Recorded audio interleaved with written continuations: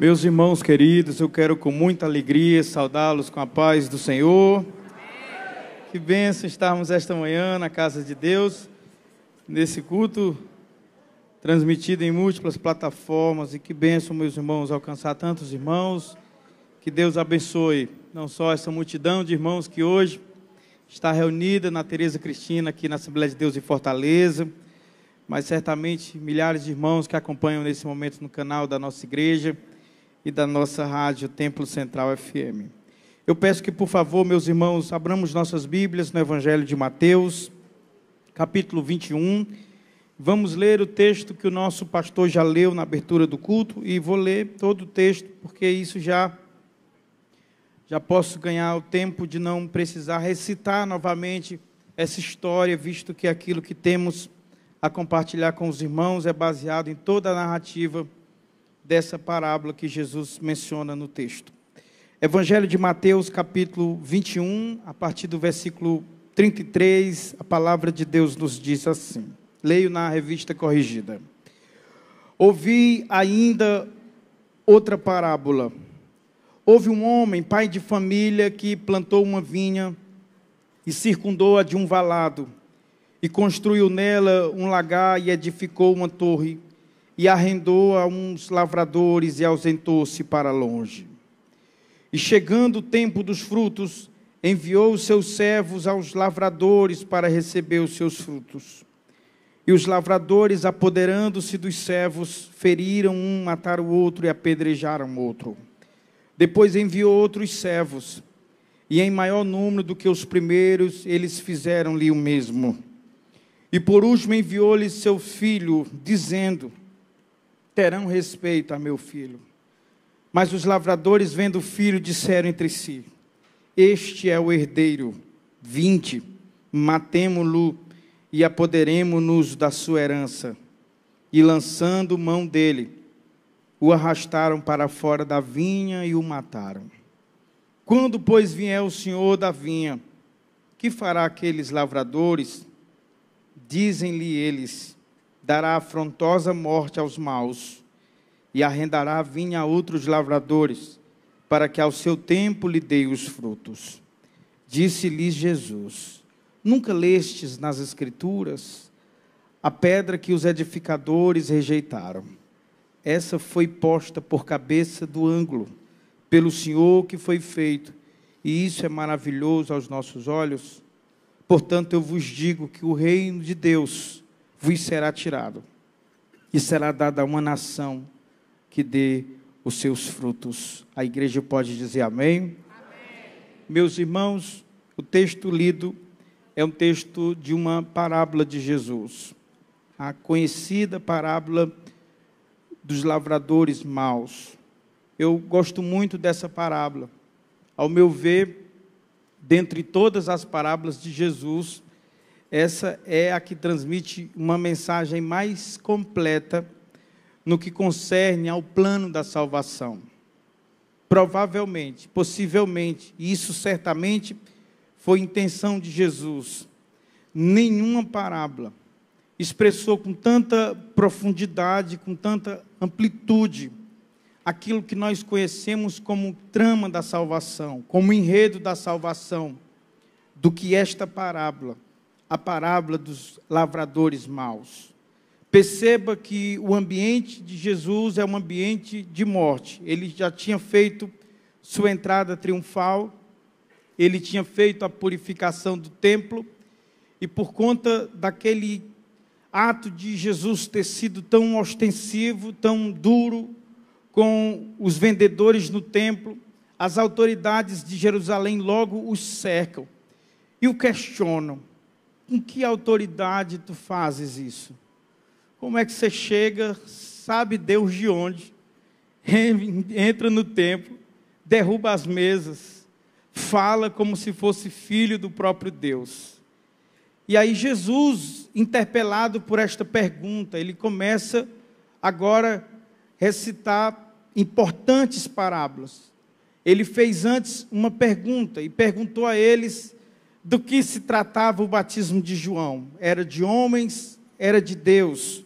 Eles temiam a multidão. O texto lido fala de como eles já arquitetavam fazer mal a Jesus, mas temiam a multidão, assim como temiam falar mal de João, e eles não conseguem responder. E ao não ter resposta, Jesus começa agora a citar parábolas que, de alguma forma, respondia aquilo que eles perguntaram. Citou uma primeira parábola, que foi a parábola dos 2 filhos, e a segunda parábola foi essa parábola dos lavradores maus. O ambiente é um ambiente agropastoril de Jerusalém, de Israel. Nos tempos bíblicos, meus irmãos, a figura da vinha era muito conhecida, ela era carregada de profundo significado espiritual.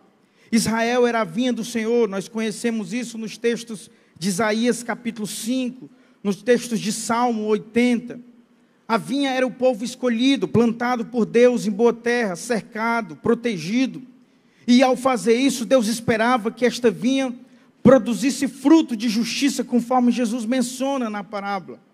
Interessante que essa imagem da vinha, ela é tão comum que ela está presente nas moedas de cobre da Judéia do primeiro século. Essas moedas tinham um cacho de uva como um símbolo nacional da identidade de Israel como povo de Deus. Jesus, ao contar essa história, ele não estava falando de uma imagem, de uma figura distante, mas algo totalmente conhecido daquele povo, totalmente conhecido dos seus ouvintes. É interessante que nessa parábola, Jesus, ele apresenta um julgamento profético contra aquele povo, contra aqueles líderes.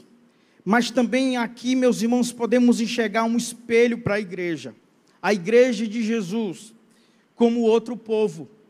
Porque esta parábola termina Jesus interpelando os seus ouvintes e perguntando: o que vocês acham que o dono desta vinha fará com os lavradores maus? E eles foram claros em dizer: ele os dará terrível morte e passará esta vinha a outros. Nós somos os outros. Nós somos os outros. Essa é a grande verdade do texto. E quando a gente abre, aí numa exposição simples, em que olha cada imagem da parábola, e eu preciso fazer isso com muita objetividade. Quando Jesus cita a parábola, obviamente ele se refere a um contexto e a uma realidade em que ele capta elementos totalmente conhecidos daquela multidão, daquele povo. Primeiro, o dono da vinha que com cuidado, com amor, planta uma vinha, cerca a vinha, coloca uma torre na vinha, constrói um lagar para que a uva fosse pisada e produzisse o suco da vinha. Este dono desta vinha, ele arrenda esta vinha a trabalhadores, algo muito comum. Os proprietários de vinhas costumavam fazer isso, arrendar para que trabalhadores trabalhassem na vinha, produzissem, cuidassem, cultivassem. Quando chegassem os frutos, eles devolviam parte desses frutos ao dono da vinha como pagamento daquele arrendamento. E esta é a imagem que Jesus coloca. A vinha aqui é Israel, mas como símbolo, como sombra da realidade futura e permanente do reino de Deus. Os lavradores são os líderes religiosos do povo, o povo de Israel. Os servos enviados aqui se referiam aos profetas de Deus, aos mensageiros do Senhor que foram ao longo dos séculos enviados para alertar o povo quanto ao seu pecado, quanto à sua infidelidade. O próprio Jesus, na sua entrada em Jerusalém, e ao avistar a cidade de longe, ao chorar e lamentar o destino triste que a cidade teria, ele faz menção disso. Jerusalém, que apedreja os profetas e que maltrata aqueles que a ti são enviados. Aquela cidade está banhada de sangue. Homens de Deus morreram ali, silenciados. E Jesus diz isso. O Senhor da vinha mandou servos. E estes servos foram maltratados, apedrejados, mortos. Mandou outro grupo e novamente maltrataram, apedrejaram, o mataram. E o dono desta vinha, olhando para esta cena, disse: mas não é possível. Eu imagino que agora, pelo menos o meu filho, terão respeito por ele, o honrarão, o respeitarão. Afinal, é o meu filho, é o filho do dono da vinha. E o texto diz que quando lavradores maus, veem o filho chegando, eles olham e dizem: eis aí o herdeiro, vamos matá-lo, porque assim nós tomamos posse de toda esta vinha, e todo o fruto desta vinha será nossa. E o texto diz que eles tomaram o filho, arrastaram para fora da vinha e o mataram. Jesus foi morto fora dos muros de Jerusalém. A morte cruel de Jesus, que aconteceria logo em seguida, por obra daquelas mesmas pessoas. É como se Jesus espelhasse um futuro imediato. Eu sou o filho, vocês são esses lavradores maus. Vocês já cochicham pelos cantos a minha morte. Vocês matarão o próprio filho do Senhor da vinha, do Senhor de vocês. Eles não percebem isso. E quando Jesus faz esse prenúncio, eles simplesmente silenciam ao perceber que ele se refere a eles. E quando Jesus os indaga sobre o passo sucessivo deste ato cruel de matar o filho, eles são muito claros e justos ao reconhecer que aquele dono da vinha dará justa paga aos lavradores maus. E quando Jesus olha para eles e diz: pois isso irá acontecer, o Senhor da vinha voltará, punirá severamente aqueles que mataram o filho, tomará esta vinha e entregará na mão de outros que produzirão o fruto desejado. Nós somos esses que recebemos a dádiva do Senhor, de cultivar a vinha do Senhor e dar ao Senhor o fruto desejado. Esta palavra, meus irmãos, ela é muito simples, mas ela nos toca de algumas maneiras que a gente precisa refletir. Porque sempre que a gente está diante desses textos como esse, nós somos apressados em nos colocar no lugar do outro e olhar os lavradores maus à distância, talvez os julgando e dizendo: eles são maus, olha o que eles fizeram, mataram Jesus, que homens cruéis. Mas a palavra que o Senhor trouxe ao meu coração, ela toca o nosso lugar agora como os novos lavradores, e esta vinha agora confiada a nós, e os perigos que temos de incorrer em erros fatais que necessariamente trará sobre nós também terríveis juízos, porque o mesmo zeloso Senhor da vinha continua requerendo de nós o fruto desejado.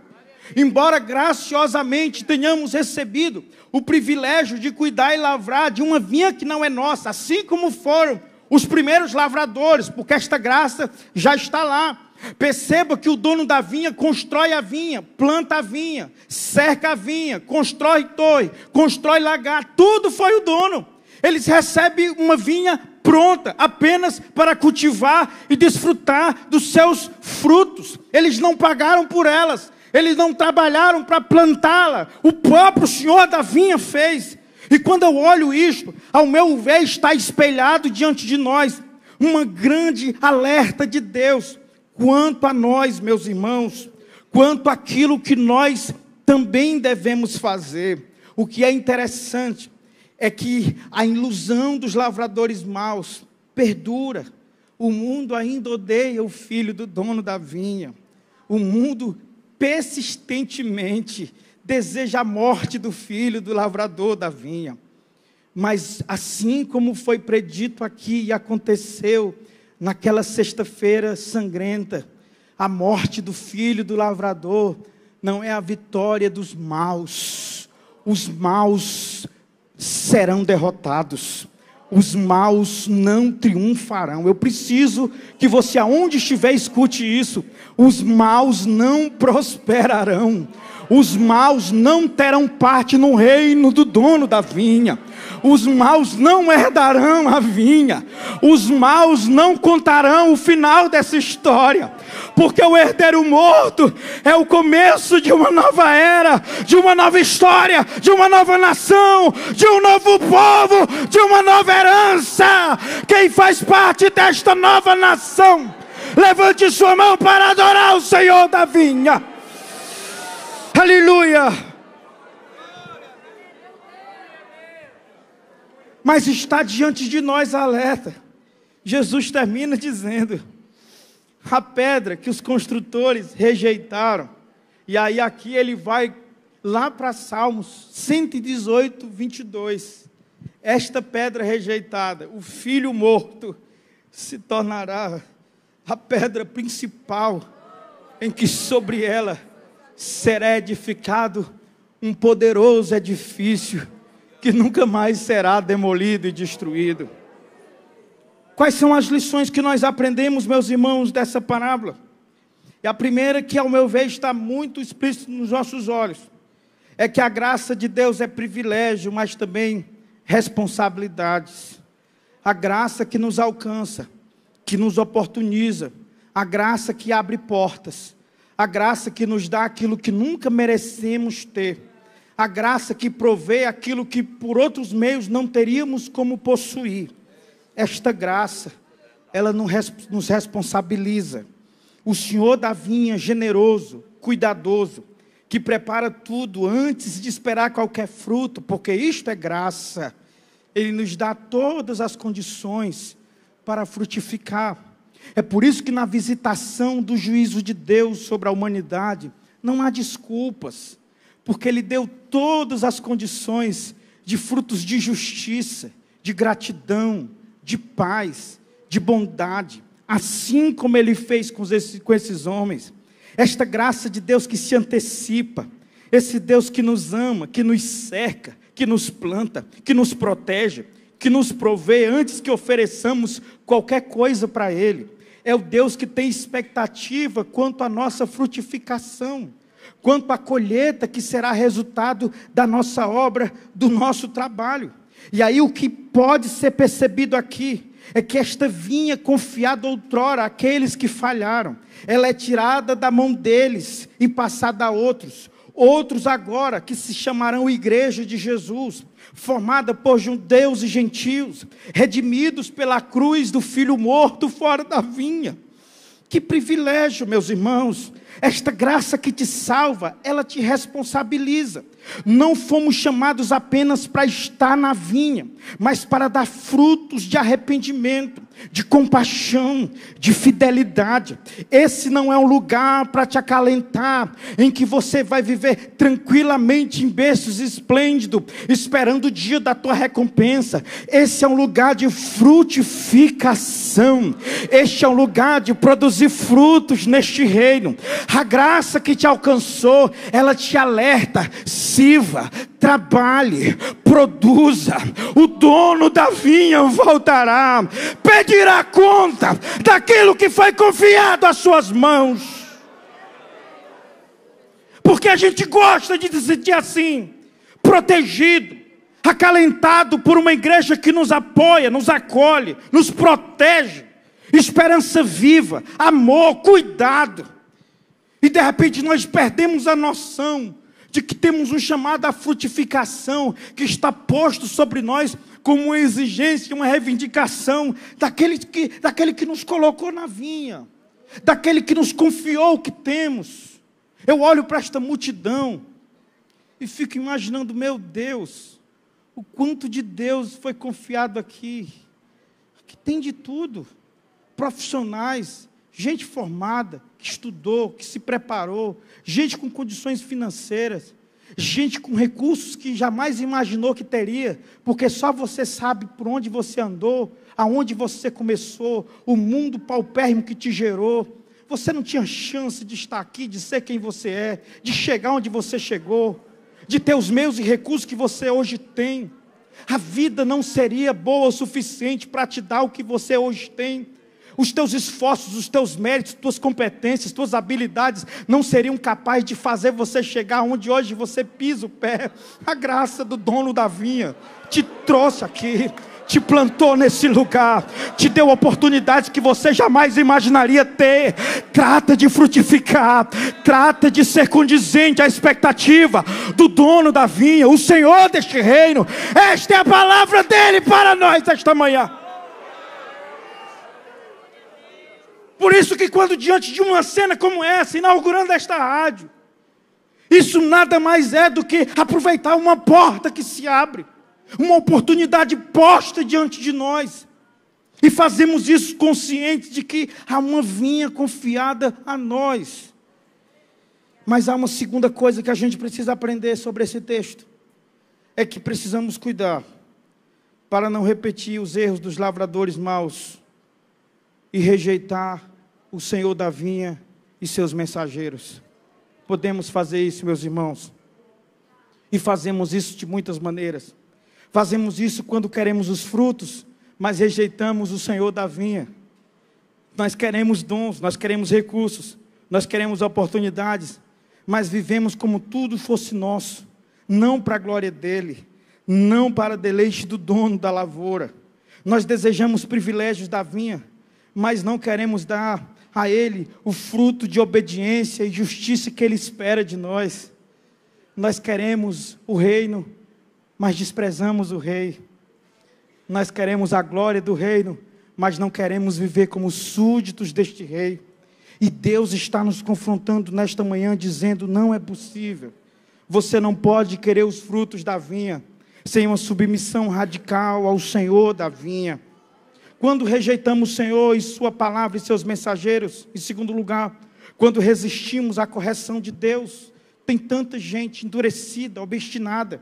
Deus manda servos, líderes espirituais, a sua palavra chega na consciência, irmãos de fé, lembram você do seu dever, do seu pecado, mas muitas vezes o endurecimento do teu coração despreza a exortação de Deus, você silencia a voz profética, ao passo que você desdenha dos mensageiros de Deus, vira o rosto, desmerece, calunia, tenta desonrá-los, tirar-lhes a credibilidade. Quantas igrejas, quantas lideranças moralmente falidas se colocam como esses lavradores maus, matando profetas, silenciando a voz do Senhor no púlpito, a voz que Deus traz para alertar, para advertir, para corrigir, para restaurar o seu povo. Mas você também pode fazer isso em pequena escala, cuidando da sua vida e agindo como se você tivesse o direito de não ouvir. Talvez é aquela mensagem que quando não soa como você gostaria, você vai lá no controle e desliga a TV. Talvez a mensagem já não foi na direção que você gostaria, você muda o canal do seu rádio, muda a faixa, a frequência. Nós silenciamos e parece que essa possibilidade de fazer logout, de sair e de simplesmente desaparecer, levantar do culto e ir embora, não voltar mais, mudar de igreja, escolher um novo pastor, escolher um novo guru para dar profetada para você e dizer coisas que você gosta de ouvir, é algo que está na moda. As pessoas querem ter seu ego massageado e resistem a todo custo o confronto de Deus e da sua palavra. Mas aprender com esta parábola é se permitir ser corrigido pelo Senhor. Quando nós rejeitamos o Senhor da vinha, seus mensageiros, quando nós vivemos sem senso de prestação de contas, tem gente assim como esses lavradores agiram como se o dono da vinha nunca voltasse. Tem gente que vive tão desregradamente sem temor, que iludidamente acha que Deus nunca vai voltar. O que você se engana é que Ele pode não voltar hoje, mas sua vida pode ser ceifada hoje. E quando a vida vai, acabou. Todas as chances se esgotam. Fim de jogo, irmão. Não tem mais como reaver nada. Tua vida está por um fio. Você já escapou de infarto, de acidente, de assalto. Você é um sobrevivente ambulante nesta casa. O que te faz achar que você pode brincar com Deus e com a santidade de Deus? Em nome de Jesus, conserta esta vida enrolada. Volta para o Senhor. Viva a santidade de Deus. Porque o Senhor da vinha volta e voltará. Mas nós agimos também como esses lavradores maus, quando nós desprezamos o filho, e desprezamos o filho, quando rejeitamos o lugar que lhe é devido no centro, como primazia, como mais importante. Oh meu Deus, esta igreja não é para nós, esta igreja não está voltada, ela não funciona, ela não existe para destacar, para salientar pessoas, nomes, humanos, histórias. Esta igreja é do filho do dono da vinha. Ele é o Senhor dela. E reconhecer isso é dizer: Senhor, tu reina nesta casa. Esta casa é tua, este povo é teu. Esta ceia montada é só para se lembrar de ti.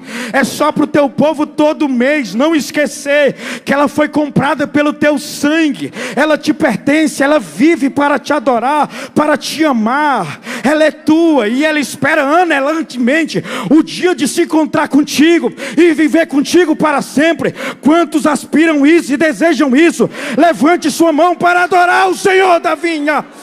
Jesus Cristo, Jesus Cristo, Ele é o centro da vinha, meus irmãos. Ele é o centro do reino. Oh meu Deus, eu fico olhando os trabalhadores, vamos, tomemos ele, o matemos. Oh ilusão, esta é a ilusão dos poderosos. E o texto sagrado de Salmos 2 diz que Deus dos céus ri e zomba deles, dizendo: coitadinhos. Do lado de cá, os homens gritam dizendo: apartemo-nos dele, não temos parte com ele, rompemos laços com ele. É isso que Salmos 2 diz. E o texto diz: Deus ri e zomba, porque eles não sabem que Deus o constituiu o herdeiro dos povos, das nações, da terra. O reino todo é dele. Se você pode adorá-lo, faça isso, porque a morte não foi o fim dessa história. Os músicos podem vir se aproximando, porque hoje nós estamos no ambiente de ceia. Nós celebremos o fato hoje que o filho foi rejeitado. E ele foi, e é por causa da sua rejeição que fomos aceitos, que fomos salvos. Mas o filho rejeitado voltou à vida. O pão e o cálice que estão postos aqui, eles nos lembram que o Filho morreu sim, mas também ressuscitou, e agora nos convida para vivermos como seu povo. E aqui há um apelo que eu preciso fazer no final desta palavra. O que temos feito com a vinha que nos foi confiada? Temos desprezado a graça de Deus ou temos frutificado? Estamos colocando o Filho no centro ou tentando viver o reino sem o rei? O interessante é que Pedro certamente ouviu aquela parábola, ele entendeu aquela parábola, e muitos anos depois ele escreveu a irmãos peregrinos, e essa palavra ecoou até hoje, na sua primeira epístola, no capítulo 2, versículo 6, eis que põe em Sião uma pedra angular, quem crê nela não será envergonhada. Pedro ouviu Jesus dizer que aquela vinha seria passada a outros. Ele entendeu quem são esses outros. Olha o que diz na sua epístola, capítulo 2, versículo 9. Vós, porém, sois raça eleita, sacerdócio real, nação santa, para proclamar as virtudes daquele que vos chamou das trevas para a sua maravilhosa luz.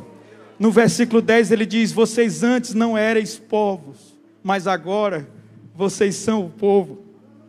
A vinha foi passada a vocês. Ao participarmos desta ceia nesta manhã, meus irmãos, lembremos que a vinha não é nossa, a vinha é dele. Lembremos que a herança não é conquistada, ela é recebida por meio da cruz do Filho que morreu.